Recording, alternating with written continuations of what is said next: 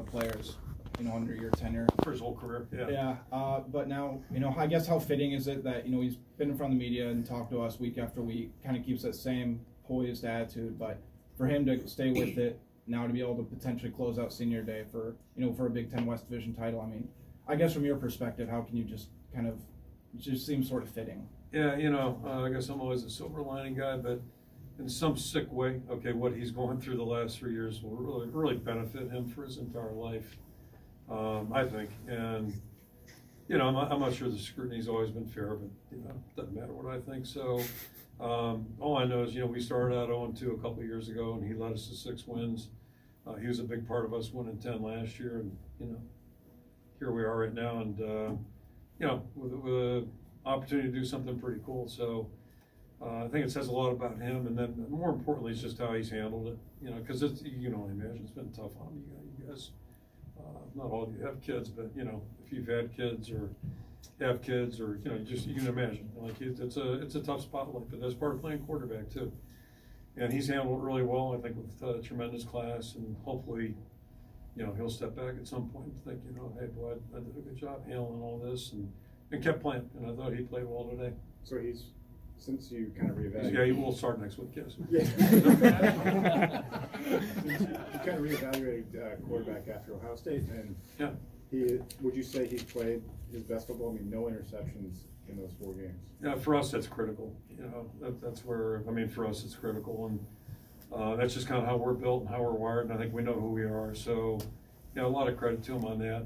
And our protection last 4 weeks. Last week was not a great day, but the 2 previous and today, I think we showed some improvement there. So, it gives him a chance to set his feet and throw the football. He's not a great runner by any stretch, and he knows that, and we know that, and most teams we play know that. But he's led us to victory, which is the #1 criteria for a quarterback in my mind. Lindsey, you bring up sometimes bring up the past on a lot of different things, and this one just seems to have somewhat of a parallel to 04 with kind of what happened early. Different shades of the season. But even getting to this game against this specific opponent, where that game I think you're outrushed like 337-6. Then Chad Greenway makes a big play. They miss a field goal, you win by 2. This time you have Chad Knife through the cut underneath and made the play on the slant. Right, and then you have play. Which only Chad Green put. If Chad was the only guy could have pulled that off. Everybody else would have been bad. Yeah, I don't even know if Jack could have. But but then you look at today, kind of the same thing. Yeah, Jack, I'm not going to take that one. But yeah. You have a running back run for whatever, 60 yards or whatever. Is that just a coincidence, or is it? Because the mindset's the same in 2004 and 2023.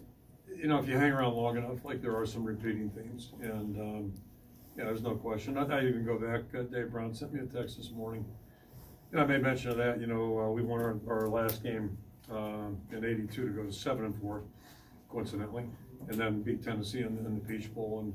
And I may have said this last week, that was as gratifying, I think, for most of us, players and coaches in '82, to win that as it was to go to the Rose Bowl. It's just a season you could really feel good about because of the way the players handled things. We started out pretty poorly that year, 0-2, and it was in a really ugly 0-2. So, and there are some parallels this team and maybe the 04.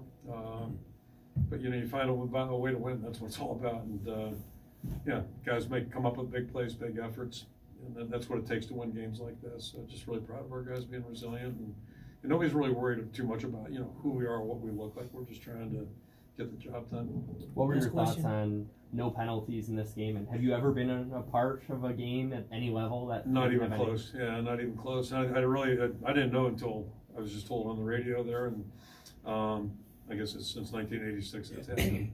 So it just shows you how unusual it is. It's really, really rare, really weird. And but now in retrospect, it makes sense. There weren't any real stoppages for that. We had a couple of reviews, but not the penalties. So it's great. And then it's part of playing clean football, protecting the football and not getting dumb penalties. And we had a couple in errant snap today, and then one that was missed. So those were not good, obviously. And those aren't penalties, and they're not turnovers, fortunately. But still, it's things we have to do to clean up. You just can't. It's hard to overcome that stuff.